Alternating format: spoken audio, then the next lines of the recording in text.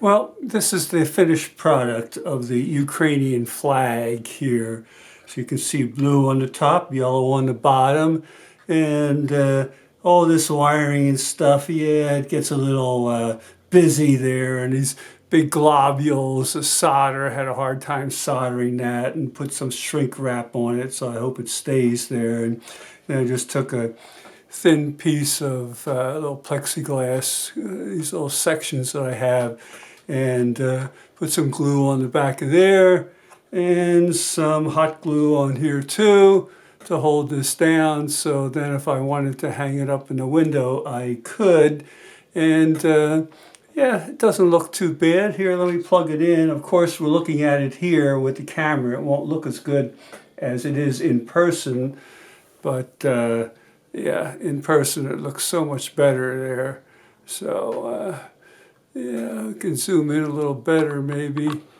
And it's hard to see the colors there, but the blues are really blue and the yellows are really yellow there. So see if the camera there, it looks like it's working out a little bit better. It doesn't do anything, it just lights up, stays on, and there it is. So I did it, and what happened here was that I had to, I just put a 20 ohm resistor on each line. I figured, hey, what the heck, I'll just put a 20 ohm on each one, because I only had 10s and 20s, so I figured I'd do that. My soldering is, of course, not the best here, but it's the best I can do.